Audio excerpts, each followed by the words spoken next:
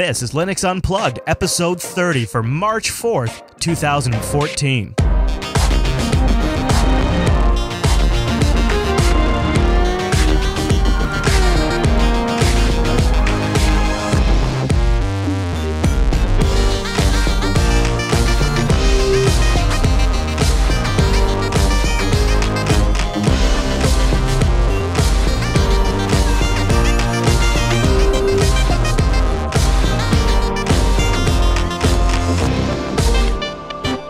Welcome to Linux Unplugged, your weekly Linux talk show that knows this call is being monitored. My name is Chris. My name is Matt. Hey there, Matt. We got a great show coming up this week. So last week, in episode 29, we talked about ourselves a lot. We talked about the new How To Linux show, and which, oh my gosh, we got like 40 to 50 emails just on that topic alone. It's blowing my mind, and everybody has a great idea. So many really good ones. But I just thought like we couldn't go through that again, because this week, I want to help somebody troubleshoot some battery life problems with their laptop. They've been running Arch for a long time. They switched to OpenSUSE, and all of a sudden, way better battery life. And they're trying to figure out why that might be. So we'll kick that topic around with our mumble room, and I know you've got some battery tips that you might be able to pass along. And later in the show, we're going to chat with some of the developers from the Talks project. Now, Talks is a new up-and-coming open-source project to essentially replace Skype, to have a secure peer-to-peer Skype replacement. And there's a lot of secure messaging programs that are coming online in 2014, obviously as a reaction to the leaks from Edward Snowden. And I think it's going to be really fascinating to watch these as they develop, and particularly because of my focus on the desktop, I've been drawn to ones that are starting with a desktop application. A lot of the ones you're seeing kind of come out of the response to Edward Snowden are mobile applications, which is fine. I want to see a mobile app too, but I'd also really like to have a desktop component. And Talks is starting there. So we're going to talk with them in a little bit and ask some questions that our audience has submitted in. And then we've got some mail sack we're going to get to towards the end of the show too. So big show today, Matt. Big show. It might be a really kind of tight show depending on how long. It could be like a big show in terms of what we talk about, but a shorter show in terms of length. You never know. I shouldn't say that, though. I probably would curse us. So let's start with the topic that I wanted to bounce around. This is a problem that Guerrero wrote in about. He says, OpenSUSE has better battery life than Arch on the same rig. Can you guys help me figure this out? And he starts out with, he says, hey guys, I'm in love with my Arch Linux install. Well, actually, it was Integros. Have you made the switch with you guys during the Arch challenge? But I recently gave OpenSUSE a spin, and while it has some things I really like, I'm ready to switch back to my Arch install. However, I'm finding it very difficult for one reason: battery life. Even with similar power management rules running KDE on both distros, the battery life on OpenSUSE has been insanely better. The trade seems to be that OpenSUSE is a lot slower. I can't figure out what the actual difference really is, though. I've been digging in the Arch wiki for suggestions, but with school in full swing, I've been unable to find time to figure out a solution, and I've grown very comfortable with not having to hunt for outlets everywhere I go. As I've said, aside from auto-dimming the screen and auto-suspend settings, I can't really figure out where OpenSUSE is getting the dramatically better battery life, but Arch has proven to make my Lappy very power-thirsty over multiple installations, even with an Arch proper installation. Your loyal JB viewer, Conjero. Well, so my experience between the two distributions is it seems like OpenSUSE definitely has some moderate configuration stuff done for you. I wouldn't go so far as to say they did laptop mode tools or something like that, but they definitely have something going on. On the Arch side of the fence, laptop mode tools will do you no good because it's a completely different kind of setup. And out of the box, it's not designed to give you any power savings. It's designed to just run.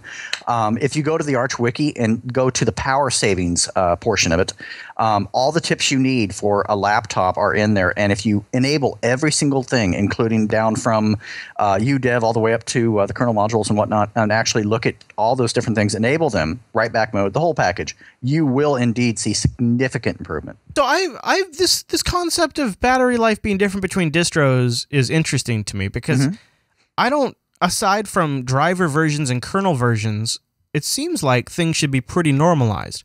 Well, and I've always found the newer kernels recently have provided better battery life. Early 3 kernels had power regressions, but I've always noticed that when I've upgraded my kernel to the latest kernel, I've usually seen an improvement in some component that results in some better battery life. Like so maybe it's better support for the Intel graphics, or maybe it's a better Wi-Fi driver, and that results in less broadcast usage, or whatever it is. It always seems like the newer kernel has always been what solves it. I've never really specifically tested this thing. Like put Ubuntu on a machine, put SUSE on a machine, and then put Arch on a machine and timed the difference. Right.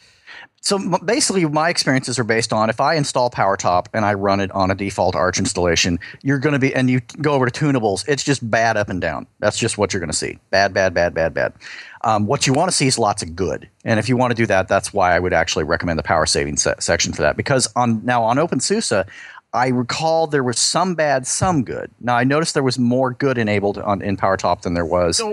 PowerTop's a great tool. Maybe you should run PowerTop on both installations. So, Mobile Room, you guys have any ideas on what he could check to see why OpenSUSE is getting such better battery life than Arch? Yes, try CPU power, because I know CPU power behaves pretty good with systemd. Yeah. You think maybe there's like a moderator set? I'm pretty sure, because I know in the kernel, Arch has performance mode enabled by default, too. Mm-hmm. That's right. So interesting. So if you mod probe the on-demand driver for CPU power, whatever it's called, it'll be pretty good after that. Yeah, CPU Freq's another thing to check to see if maybe CPU Freq is not so good, because I think that's been depreciated. Well, isn't it? Oh, is CPU Freq not just a tool to read what your current frequency is? Because I'm wondering if maybe there is more aggressive frequency scaling maybe under OpenSUSE. Probably. Yeah, there's a number. I've never really driven too deep into OpenSUSE specifically, but I do know that they have some stuff enabled by default. I'd like to play with this some more, I think. Yeah. I think I would like to try this out. I think this would be an interesting... This almost could be an interesting roundup. Is there the ultimate battery-saving distro? Because, so on Sunday, I'm going to review this a C720 Chromebook here, and I can't even... Oh, you will not want to do it without using the power saving. No, I can't. Portion. Oh, you know what's crazy? It'd be painful to use otherwise. No, it's not. I mean, I think I could get maybe another hour. I don't know. I should try it, to be honest. I will try it before the review. On my netbook, I can squeeze like an hour and a half to 2 hours difference. Really? Oh yeah. I mean, it's a big deal, but you got to go through every single thing on that power saving. Oh, okay. So CPU Freq was renamed to CPU Power. And that's just one piece. So I'm getting like, I don't know. I'm going to time it for the actual review right now, but I think I'm getting like 7 hours of battery life with the C720 running Arch. I'll go through that Arch wiki that you mentioned, and I'll dig through that and see if I do some of those tweaks, if I can even bring that up a little more, and then I'll time it. I'll try to get like some use case timing done in time for LAS on Sunday. But I find this whole concept, maybe once I get this review done, maybe I should load OpenSUSE on there and see if there's a big difference. And if there is, then I might try it with other distros too. TLP is also cool, as someone in the chat room actually just mentioned just now. That's definitely good. But I'm really, really careful with it, because it's one of those things to where you can just end up breaking something, and then you have to like go back and figure out what you broke. I also like the idea of checking IO top and using IO top to see what's hitting your disk, because it could be possible, like by default, maybe the KDE, maybe some search indexer like the KDE search indexer is, I'm sorry, the Plasma desktop search indexer is set to a more moderate aggressive level, or who knows, right? I mean, I'm just throwing things out there, but maybe, so IO top would reveal that if something was hitting your disk a lot.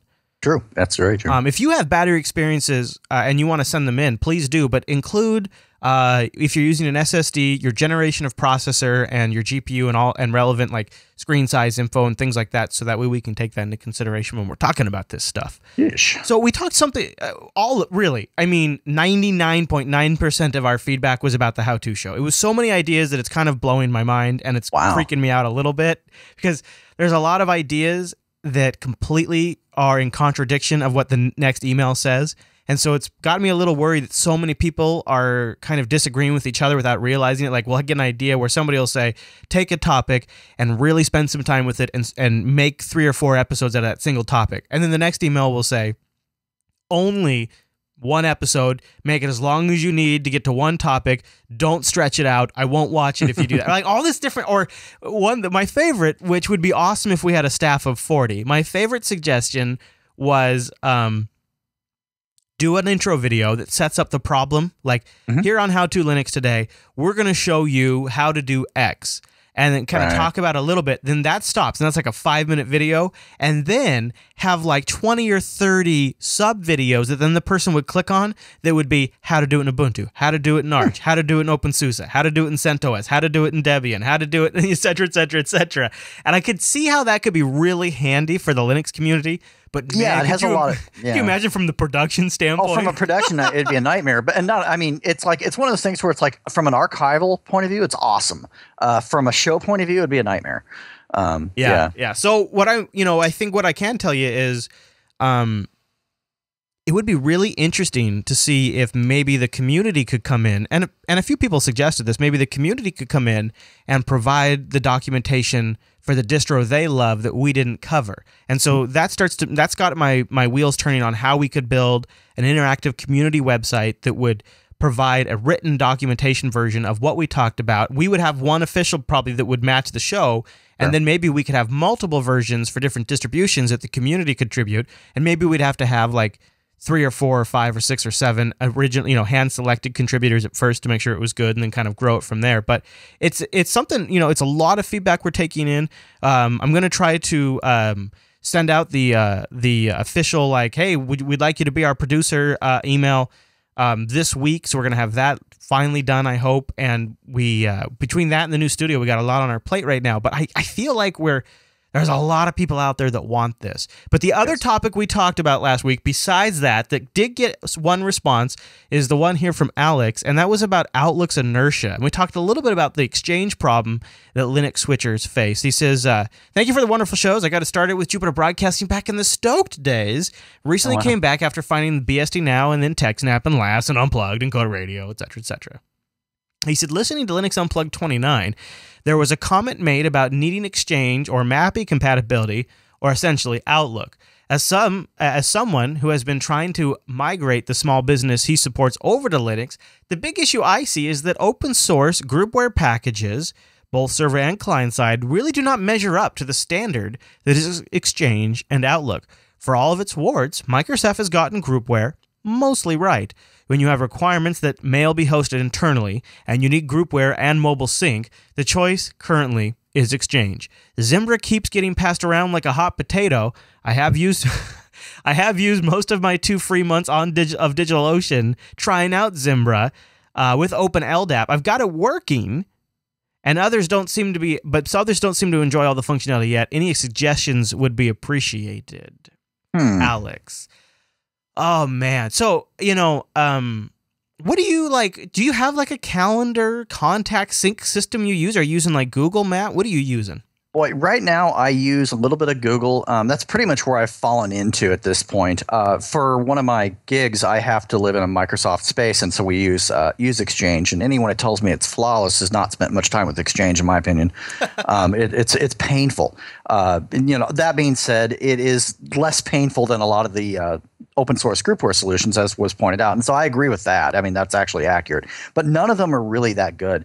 Google, honestly, while it's missing some functionality that I would like to see, I'd say it's probably the least annoying. They're all annoying, but I'd say it's the least annoying experience that I've ever dealt with. The nice thing about Google is you don't have to deal with the back end if you don't want to. Right. Yeah. As long as you understand that your stuff's open to whatever, but it is anyway. So gosh, that's the part. I'm not a huge fan of that part, to be honest. But I think I like Zimbra. I just think what the problem is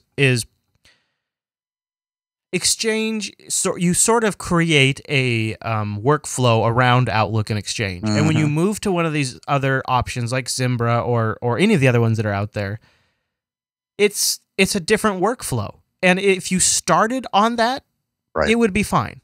But because you've trained, those mental pathways in your brain are laid down for the way that it's sort of like why I sometimes have a little bit easier time using GNOME, is because honestly, I learned a lot of things the GNOME way, and so it's just way in my mind, like that's just the way the neural pathways are. Is like the electrons fire faster down those paths, and it's the same thing for Outlook. If you've learned how the whole Outlook calendar system works. And I know people out there like depend on the rich text formatting of Outlook and all this kind of junk that Outlook does, but to them, it's essential. It's an essential part of the job. And sometimes these replacements do it differently. Sometimes they don't offer something at all. So a lot of times people say they don't size up. In reality, it's just different workflow, I think.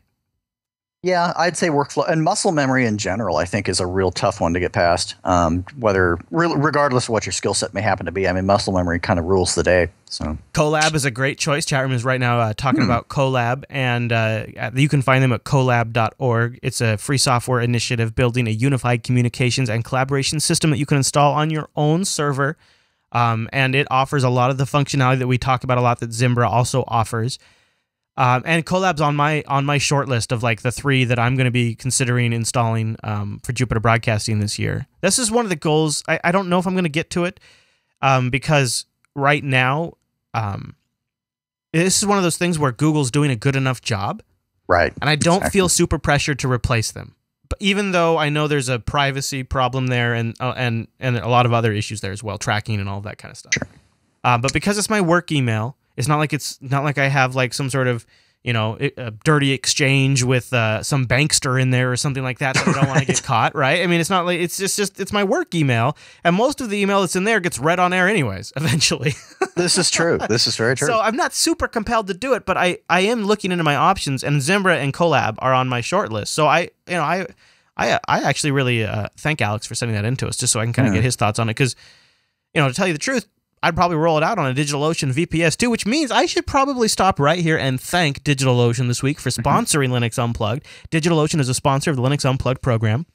And as you've heard, a lot of our audience is finding really awesome ways to try out DigitalOcean. Now, you're not familiar with DigitalOcean? Well, I'll tell you right now. DigitalOcean is simple cloud hosting dedicated to offering the most intuitive and easy way to spin up your own cloud server. You get root access to this bad mamma jamma, and users can create a cloud server in 55 seconds, although I bet Alex was in the 40s somewhere, although he didn't say in his email. Pricing plans start around $5 per month. That gets you 512 megabytes of RAM, a 20 gigabyte SSD. Yes, an SSD makes a difference on a VPS, trust me. 1 CPU, and a terabyte of transfer. A terabyte of transfer. Like if you're using this for email or like Yassi Search or a Pastebin repository or a BitTorrent sync server, a terabyte of transfer is going to get you a long ways. Also, DigitalOcean has data center locations in New York, San Francisco, Amsterdam, and now Singapore. They have a simple, intuitive interface, but if you want more power, you want to automate some stuff, you can also implement your own set of scripts and things like that using their straightforward API. For example,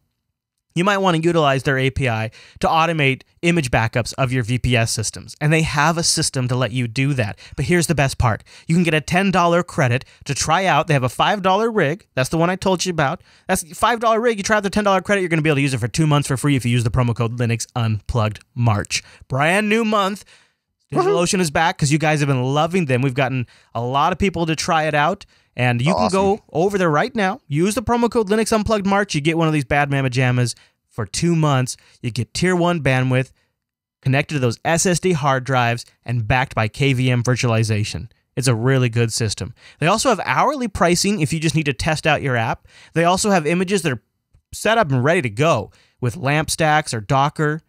They support Arch, Fedora, Ubuntu, all of the stuff, CentOS, all of it. They have 2-factor authentication, backups and snapshots, all that good stuff. So go over to DigitalOcean.com, use the promo code Linux Unplugged March to get $10 credits so you can try it out for 2 months. And I think you'll see why I've been talking about them for a while now. And also a big thank you to DigitalOcean for sponsoring Linux Unplugged for the month of March. You guys are awesome. Love it. All right, Matt. So I want to welcome 2 developers from the Talks project onto the show. Joining us on Mumble right now, we have STQ and I run Gen 2. So I know Talk started up as sort of a discussion thread. I'm told I think it started on 4chan. And now here we are. We're 7-8 months down the road. It's become a very active project. So where is it at from where it started versus where it's at today? Well, Talk started as I had this idea, this very basic idea, and then I was on a thread on a G on that was speaking about how Skype is privacy issues with Skype. So I just decided, okay, hey, let's I was actually a bit maybe drunk at the moment or something, and I said, okay, okay, let's let's make a Skype replacement. So that's how it started. And then, well, I was very impressed by the positive response from everyone. So I said, okay, let's start writing code. Let's start planning stuff. And that's how Talk started. So it started kind of as a crazy idea that maybe you, after you thought about it for a little bit, realized this could be a good idea. Have you worked on this kind of stuff before, or something like this before? Well, I played around with some like BitTorrent DHT. I did a couple of scripts to I once made a script to find out which to try to track everything on the BitTorrent DHT. But there were some little bandwidth issues. I would have needed a big server and something, so the idea kind of died. But that gave me a bit of experience on like how peer-to-peer software works and everything. So that's how. Yeah. Well, can you tell me a little bit about, and I guess it's actually pronounced SALT, but the networking and cryptography library that Talks is sitting on primarily, is this the big piece of functionality here, or what does this component play? What role does that play? Well, that I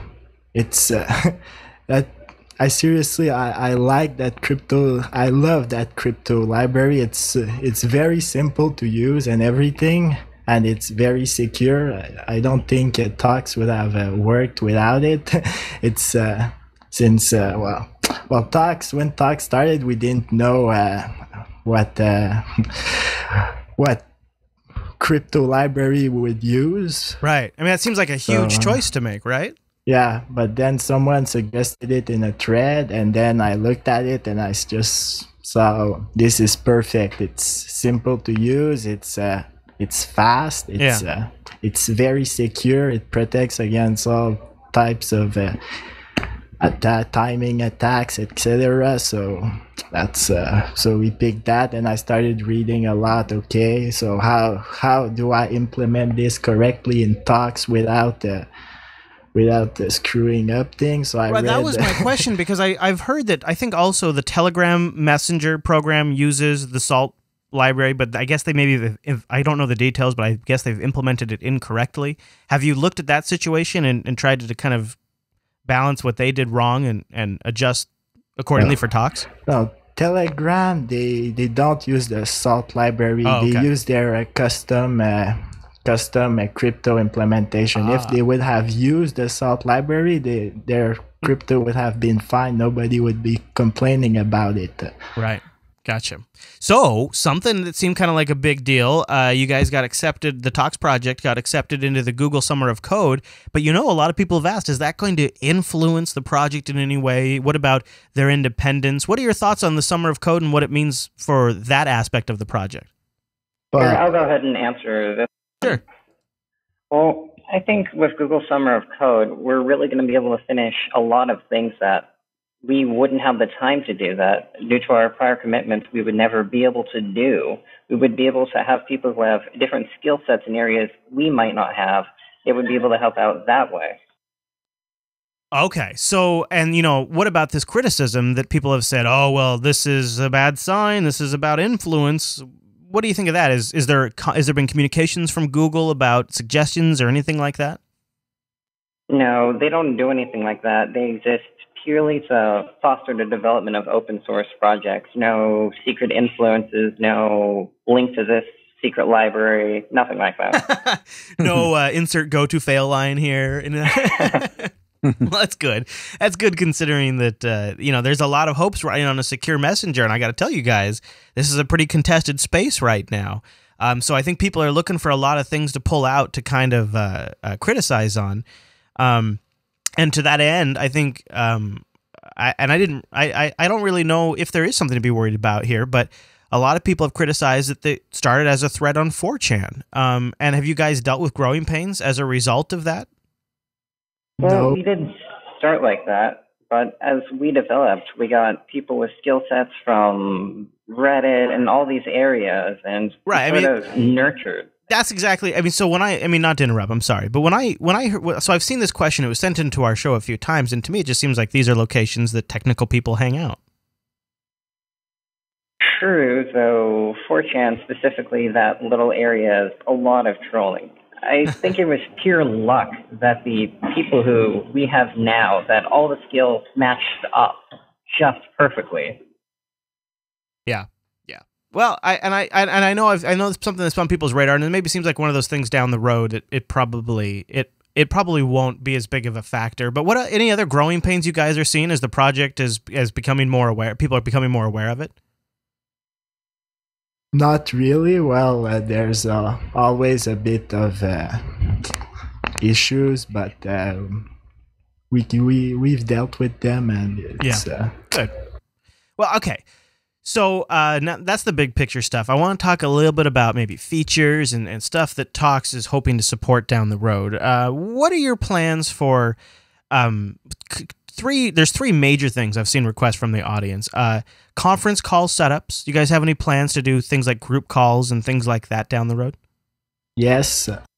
Okay, good. What about multiple presence? As in, I can be logged in on multiple computers, and the message goes to all locations. Or maybe I'm on my Android phone, and I'm also on my laptop, and I want my messages and calls to go to both locations. Is that possible with the security model you're using now? You know, we haven't worked out something like that just yet. We're still working on a lot of our group chats, how we can do audio and video, how we can do things like that. But when the time comes, I know we'll be able to reach that area. Yeah, it's possible, but it's later after we've done the TCP stuff, after we've done the group chats and the work, and well. So is that how you're focusing right now? It seems like the Talks clients that I've tried are all text chat based. You get that working, and then is the plan to then get the next set of functionality working, and then the next. Yeah, it's how I think it's the best way to develop software, to make a feature, test it correctly, add another, and that's. So what's on your immediate list, and then what's on your sort of, after I get this next immediate problem solved, after I get this thing that's bugging me fixed, I really want to start working on. So what are those two things?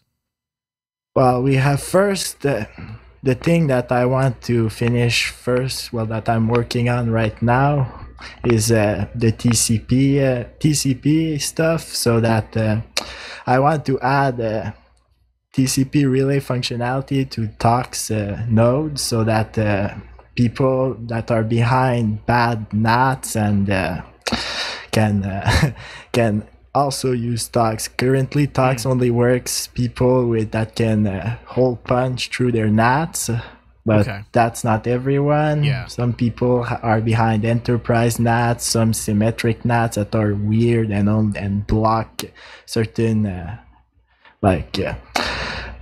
they only have a maximum number of UDP connections. That can be a problem because Talks needs to connect to a bunch of people for discovery and whatnot. Yeah. So I look at this and I think if Talks was really successful, if you could truly create a Skype replacement that was secure, you would have a system that would be used by journalists, by dissidents, by the paranoid, and by cheaters.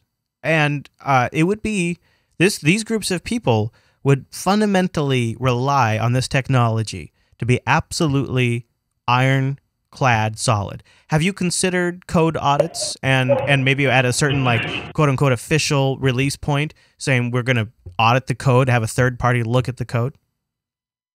Well, yes, of course, but we want to wait till a lot of our major features are done. And talking about what you mentioned earlier, we're designing Talks to be something that everyone can use. Someone talking, someone somewhere, I have no idea what I'm saying right now, but long story short, we want to design something that's so fast, so easy, so smooth that people would use it instead of Skype. I mean, we're not going to truly accomplish our goals unless everyone's using this, unless there's nothing that can be spied on, nothing that can be snooped. Security isn't a selling point for end users, but we want to give it to everyone. That's an interesting way to put it. I I mean, it's definitely for some, but yeah, you're right. For the general user, it's not really a big deal. The only really other question I had sent in from the audience that was kind of kicking around is, how do you guys plan to make money, and are you going to take donations? No, we might take donations, and so Gentu's been talking about it a bit. So right now, all of our expenses, our build systems, everything comes out of my own pocket, and I haven't really been taking anything in. Well, you're a good man, SDQ. So have you considered like a donation system or like a Kickstarter system or something like that? Could you repeat the question? I couldn't hear you. Are you thinking about, are you guys, because the reason I'm asking is that we've had a few people send in, like Longplay wrote in and asked if you guys he wants to send you money, but he couldn't find a way to donate. Are you considering doing a donation model? We might put a donation button on the website. Yeah. That's because the reason I didn't want donations us accepting donations at the beginning is, well, what if we just started and then everything fails and people are gonna be angry and everything, but we've gone a long way from there, so we might put that's good. It's good. You want to make sure you got something that you can show for before you ask people to start taking money. Well, so I'll open it up to the Mumble Room and see if there's any questions that the group has. And you guys, if you do, just ping me in the chat room with any questions you have for the folks, and we'll get through those. And the chat room, I'm also checking your questions as we go. But guys, I want to thank you for coming on Linux Unplugged. It's this project I'm going to be watching. I'm still really interested in picking the mobile messenger of the future. And right now, the Jupiter Broadcasting Network really kind of uses Skype a lot for our shows, because at the end of the day, it seems to be the sort of the best combination of deployment and ease of use and actual video and audio quality simultaneously. I'm really excited about the Talks project. We talked about it a little bit this last Sunday on the Linux Action Show, and I demoed a couple of different apps you can use for it. It's early days right now, but I want to encourage you guys to keep going at it, keep working at it, because this is a space that people are going to be more and more interested over the next couple of years. Crossroads asks, how does this compare to other chat programs, e.g. BT Chat or Tor Chat? And actually, that's a great question. Have you guys seen the announcement of Tor Chat, and what are your thoughts on that versus Talks? Well, yes, do you want to? Yeah, I can answer. Sure. Okay. Well, Tor Chat is, they're going more on the anonymous, they want to make an anonymous chat, but Talks isn't anonymous. You connect directly to the people you're speaking to, because we want performance, because streaming high resolution video through Tor doesn't really work well. That's true, right? Yeah, that's a great point. Yeah, I hadn't thought about the video aspect of it. And to reiterate further. Yeah. Go ahead. I mean, we're trying to design something that everyone can use, not just the paranoid. Well, and to that end, is that why? I mean, I'm seeing a lot of different Talks clients. There's not like one official Talks client. I guess it would be conceivable that you could have chat programs like Pigeon out there and others that support Talks and Tor Chat at the same time, right? Yeah, Pigeon, there's a Talks plugin in development already, so it already supports Talks. Well, very good. It's very interesting, you guys, and I'm glad you're working on this, to tell you the truth, because one of my predictions for the Linux Action Show for 2014 was that there would be an explosion in secure messaging. So you guys are right now confirming my prediction. So that's awesome for me. Most definitely. Yeah, I know, right? So you guys, I know you guys probably are not big fans of giving out timelines, but do you have a general big picture timeline or roadmap of when features will roll out or be available? I can tell you the order at which we're going to roll them out, but timelines are a bit... I take that. I'll take order of that you want to roll things out for sure. Well, first of all, we're going to roll out the TCP relays. Then after that, we're going to work on fixing our group chats and making audio video work in group chats. And that's the two main. That should take a while because they're two very big features. They're gonna need lots of testing and everything, and after that we're gonna concentrate on maybe optimizing code or trying to implement other features like offline messaging and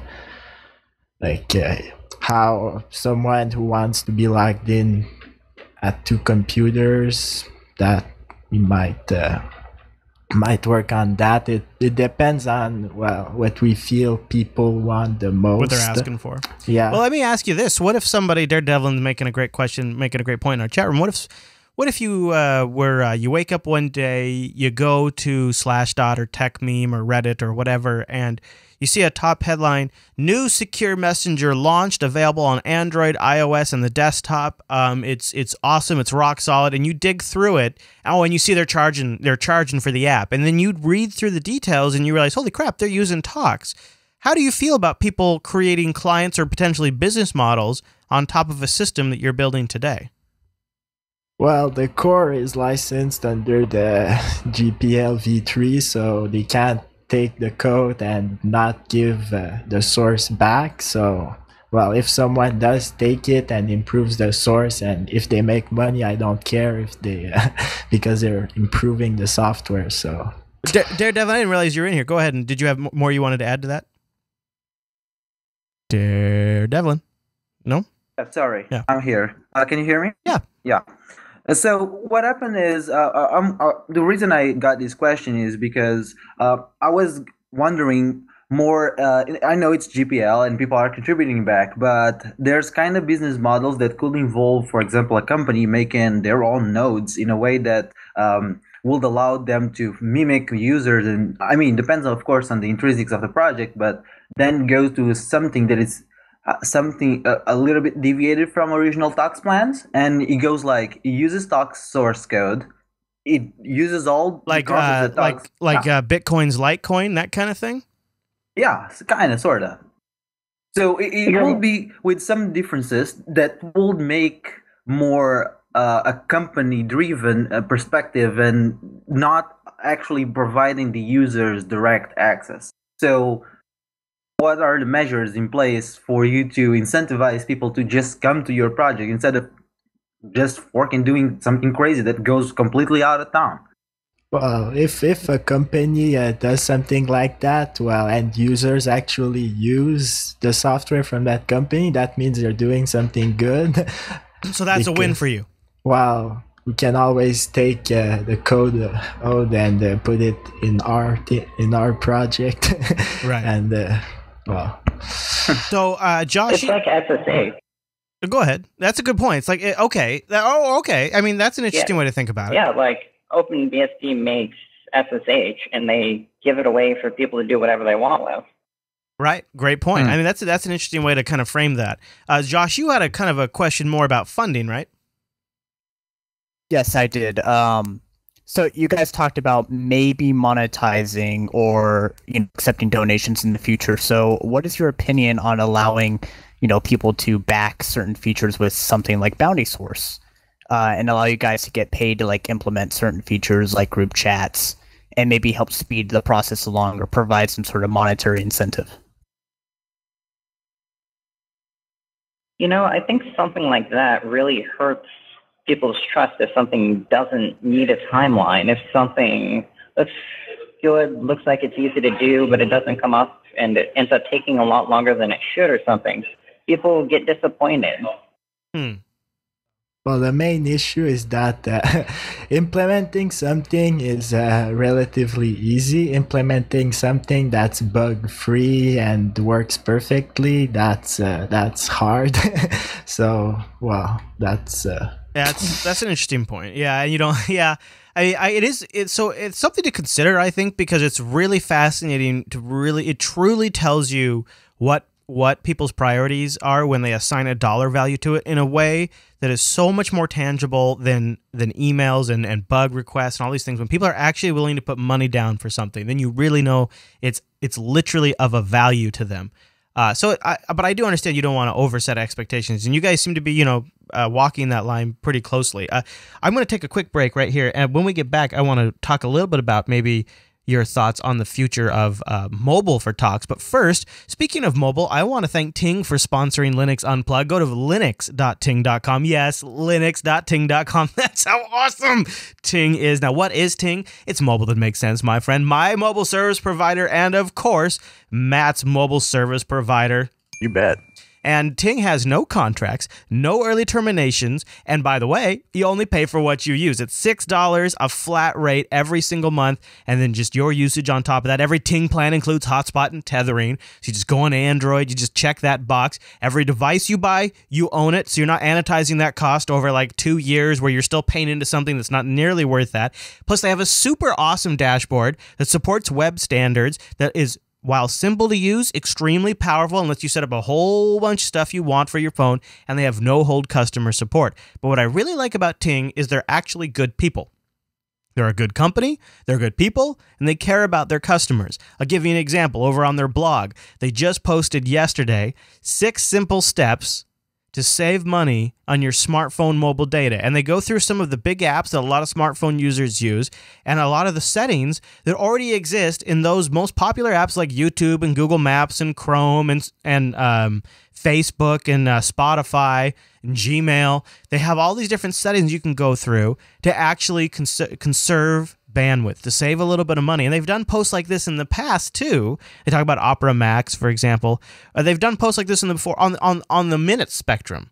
And this was Ting is, because the way Ting is structured with their flat rates and the pay for your usage, they really have a system that allows them to super serve the customer and not try to nickel and dime you like every other carrier does. And even the carriers that pretend like they're trying to make a big difference, they're actually still nickel and diming you. So go over to linux.ting.com. That'll save $25 off your first Ting device. If you already have a device that's compatible with the Sprint network, well, then bring that with you, and then Ting will take $25 off your bill. They'll give you a $25 credit. By the way, they've got an early termination relief program too, and that's awesome because if you have a contract and you know that they're screwing you, you know you want to get out of that contract, you're sick of the BS, all you have to do is grab your Ting device, port your number, and then you submit an ETF claim over to Ting, and they'll pay you up to $75 per line that you had to get canceled. And then once you get in there, the savings is crazy. In fact, check out their new savings calculator. They've updated it recently. If you have Verizon or T-Mobile or AT&T, you can plug that in there. It'll go get your bill information for you.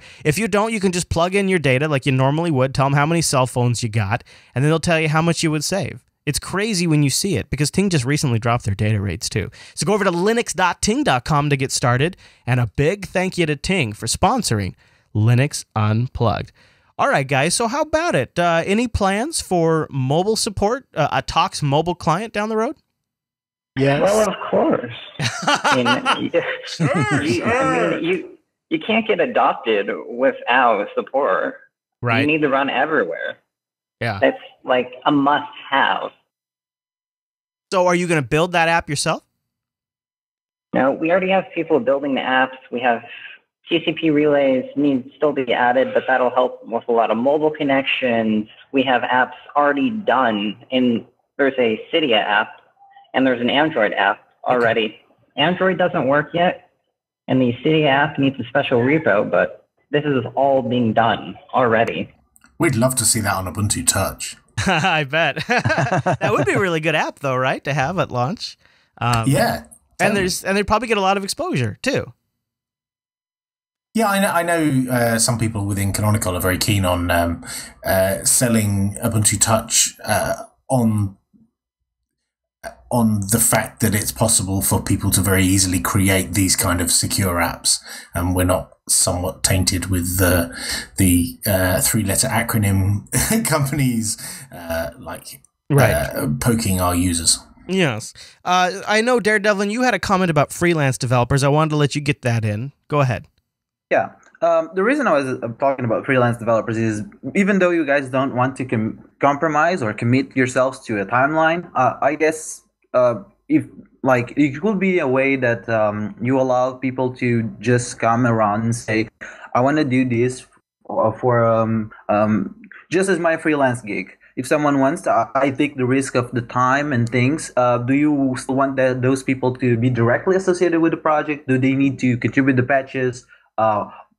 on their own in their own branch and then involve later. The reason I'm asking this is because actually I'm pretty fascinated by your project, and I've actually gone through 2 universities and there's quite a lot of papers, and I will be interested, but there's business models on top of this.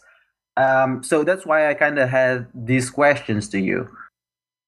Well, if you want to contribute, just come to our IRC channel and tell us.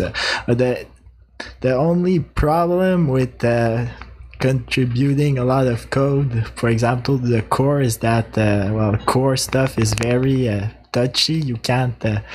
It has to be like. There has to be no security bugs, or else, some blogger is going to destroy us. And, Yeah. Yeah. That's funny how that happens. Yeah. No. But I feel you didn't answer my question. Sorry. Is that so? A developer that I have a client. That client wants me to implement something. I'm gonna be paid for this. So where do I go? Do I go directly to try submit to these patches and these new feature with you, or do I do it for the client on my own branch and then invite them to go meet you once the feature is done? Well, you come and see us first to see if we have plans to implement a feature like that very soon, so there's no duplicate work, and then you just work on your feature, or you do whatever you want, and we'll adjust. Okay. All right. And Crash, you wanted to make a point on the sort of the cross-platform adoption we're seeing already, right? Yeah, well, I mean, just talking to the guys in the IRC, in the Jupiter Broadcasting IRC before, there was a guy in there saying they're wanting it to run on every platform, like I said, FreeDOS and OS2 and Plan 9 and stuff. But I also noticed that they said it's GPL, and the Free Software Foundation actually wanted to pick them up and make them like a Free Software Foundation project. And they said no, because they didn't want to sign the FSF CLA, purely for the fact that then they could have an iOS client as well, which I thought was a very smart move, because the CLA, it's a good thing in many ways, but just doing that so that they can even have a client for iOS, which it just makes it more ubiquitous so that everyone can use Tox. Yeah, that's interesting. I thanks for sharing that. And I know, go ahead, STQ, you wanted to respond? Oh, sorry. I was just testing. I couldn't see my microphone icon, so I was just making sure. So, Crash, you've been following the project since the beginning. Did you have any questions you wanted to ask the guys?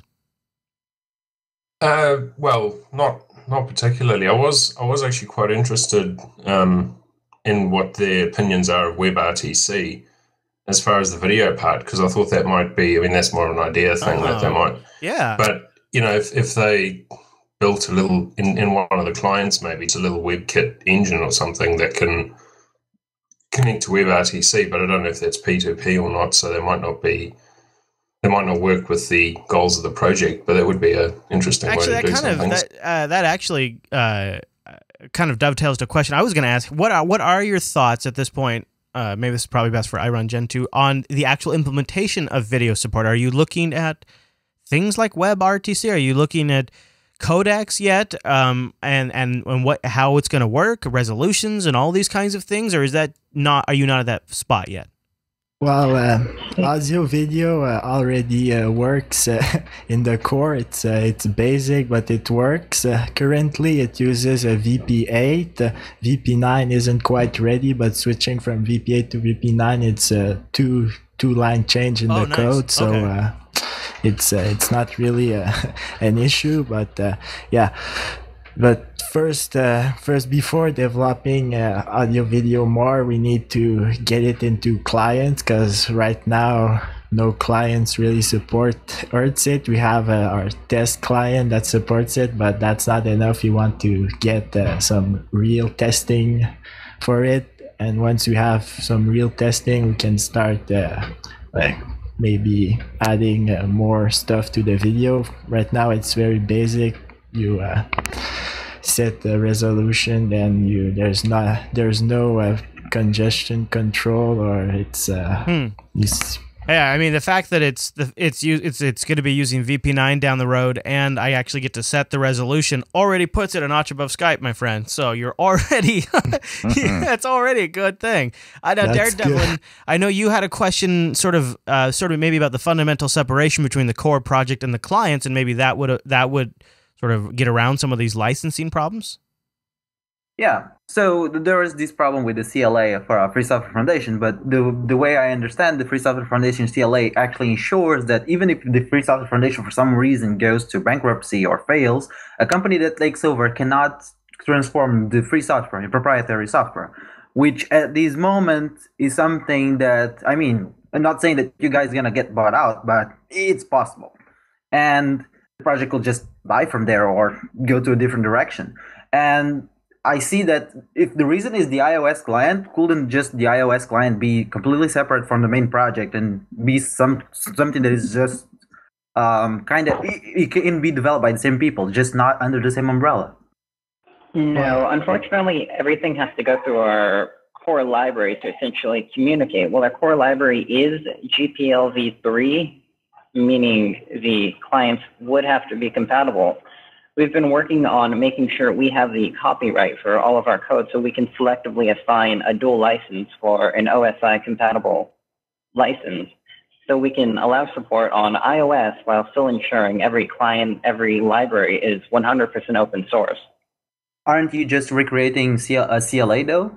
If you want to keep the copyright under your umbrella and everything needing to be through you? Basically. All right. Okay. And one last obligatory question before we wrap up. You guys, how far along is the Firefox OS version of the Talks Messenger? That's like HTML and JavaScript based, right? Yeah, actually, what about a web chat? Is that possible? Is that something you guys are considering? Well, I mean, on Chrome OS, you can use native client. On web apps, you can use native client. I don't know how you communicate with a C library in Firefox. Guys, I appreciate the fact this is really the reason why Talks has moved to the top of my list right now is just good desktop support and that promise of replacing Skype. Because as somebody, in the podcasting space, a lot of podcasters are very dependent on this system, and it has a lot of limitations, and we're not their focus. And you joke about it, but really just the ability to set the video resolution right now is not even an option under Skype. And if you think about some of the major multi-million-dollar networks out there, that are relying on Skype to do video production, and you can't even set the video resolution. And that's aside from all of the massive security problems that Skype now has, thank you, Microsoft. And also just it's a compromised piece of software. People DDoS Skype nicks for joy all the time, and it's completely just messed up. So I'm watching Talks with a lot of interest, you guys. So thank you very much for coming on the show today and chatting with us. Before we run, I wanted to just get a question out there, and I got it in from Scott. He said, "Hey guys, I wanted to express a growing concern I have held for the past decade with open source software and the recent activity, things, and going-ons in the Linux community right now. Examples are Firefox putting ads in, Steam bringing DRM games to Linux, NVIDIA proprietary drivers exploding in popularity, etc. Linux is always touted as being a free an open system, but are we moving into an era when less and less is free? When I talk about free, I mean as in freedom. The reason I bring this up is because you are very positive of Steam coming to Linux." He says, in many Linux groups, however, I think some of the sentiment is opposite. I'm good with paying money for legitimate software, but will the future hold me paying for software that is not open source? Do you think as Linux gets more popular and more big players come into the arena, that the whole open source notion is kind of just a nice dream? Love to hear what you think. Scott, anybody in the Mumble Room have strong thoughts on this? Yeah. I do. In my opinion, anyway, as long as the core components of Linux remain free, so as long as like the kernel and all the intrinsic parts of Linux remain free, that's all that matters. It's fine if people want to put proprietary software like games on Linux, but as long as the core components stay free, it's fine. What do you think, Riley? Yes, this is why there's still things like Triskel Linux and official Free Software Foundation distros. So if you're that concerned about it, just use that and leave everybody else alone. Wow. Get off my lawn is essentially what Riley is saying. Exactly. I think what, Scott is kind of saying here is he's worried about the groupthink syndrome, where we all kind of just, as a group decide that sort of allowing this encroaching intrusions on freedom is okay. And so, well, it's just our video driver. Well, I really need good Wi-Fi. Okay, well, this video game cost them a lot of money to make. And we keep rationalizing it. And every single time we rationalize it to some sort of group consensus, and we all just kind of collectively give up on that particular thing instead of holding the hardware vendors to actually making an open source GPU driver and things like that. So I actually think what Scott's bringing up is something that we all have to just stay vigilant on. And I don't think it means that we stop playing Steam games, but at the same time, I look at it from like a business standpoint and I say, okay, well, core infrastructure components for sustainability, for long-term predictability, and for transparency, those just have to be open source. All other things aside, freedom aside, just if my business is going to rely on this technology, I need to be able to know where the hell that technology is going, and if the person making that technology disappears or gets burnt out, at least I can fork it and keep it running myself.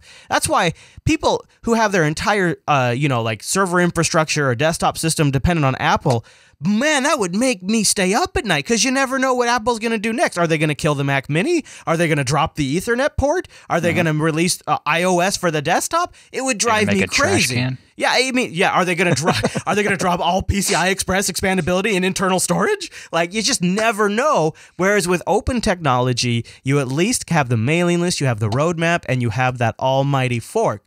And I think for core infrastructure technology, and that's, you could argue with the GPU driver, and that's one of the reasons I've been eyeballing Ultra Pro, because I kind of like the idea of getting an Iris GPU just to make one more component less dependent on some upstream vendor.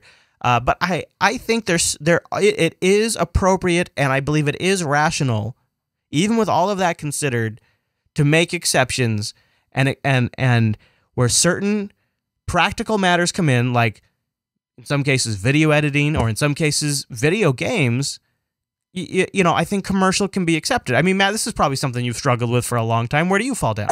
I think at the end of the day, it comes down to the point you were making about core components and that sort of thing. I think as long as it stays out of the kitchen, as far as getting really deep into stuff, I don't think this is really such an issue, because for years there's always been the concern of this becoming a major catastrophe. And oh my God, it's the end of Linux as we know it because of this and that and the other thing. As long as we have distributions that are able to maintain those core components pure, if one distro wants to go south with something, that's their business. That really, I don't see it as being a big problem, I guess is what I'm trying to say. I really don't. Yeah, and it's come and gone over the years. Like in some ways, it's actually gotten better. Like there's these days, a lot of systems actually have a lot less binary blobs powering that hardware. True. I mean, there's still a few, but there was a time when I got a Red Hat. Jeez, I mean, I think it was back before Fedora Core was even a thing. So I want to say like Red Hat 6. And I had a binary driver for the Adaptec or some sort of SCSI controller. I had a binary driver for the network card, because it was a special network card to communicate with an IBM System 390 mainframe, right? And then it ran on top of it a proprietary management software to monitor and manage it, which has now been completely replaced with things like Puppet. And so in some ways, while we have Steam and we have NVIDIA binary drivers, in other ways, we are actually working with a lot more free software. And as the technology landscape moves forward and there's less entrenched interest in these certain areas, like there used to be a big market around creating server SCSI adapters, and you wouldn't even use the adapter that came with the box on the motherboard. You'd never use that. You'd always use an external adapter, and you'd have to have the driver, and you'd have to build the module for that version of your kernel. You couldn't update your kernel, and that you were really stuck. And that's not even a problem anymore. Now those guys work directly with upstream, and those drivers ship with the kernel, and they're open source, and it's just you don't have to worry about it. The drives just show up now to your system, and you kids don't even appreciate where us old farts used to have to deal with. So in a lot of ways, Scott, I actually think it's gotten a lot better too. I think we are always looking at the individual trees, but if you were to fly up like Superman above that forest, you'd see that a lot of it actually isn't that bad. That's my take on it. All right, Matt. Well, so we're going to wrap up here on Linux Unplugged. Thank you big time to the Talks developers for joining us today. It was a very fascinating chat and good to get their perspective on some of the things and kind of get an idea where they're going. Look, on Sunday on the Linux Action Show, I'm going to review that Chromebook, that Acer C720, and I'm going to try to answer the question, can a Chromebook running Linux, not Chrome OS, but actual full-fledged Linux, can you get decent battery life? What's the performance like? And is it actually something that's worth spending money on? Or should you just stick with Chrome OS or maybe get a tablet, something like that? We'll try to answer those questions on Sunday. If you've got any questions, feel free to send them in. We can start a thread over at linuxactionshow.reddit.com. You can post them there. And we'll try to get to those questions in Sunday's Linux Action Show. All right, Matt, we'll have a great week, okay? You too. I'll see you on Sunday, and thank you everyone for tuning in this week's episode of Linux Unplugged. If we don't see you on Sunday for the Linux Action Show, I hope we see you right back here next Tuesday. Bye-bye.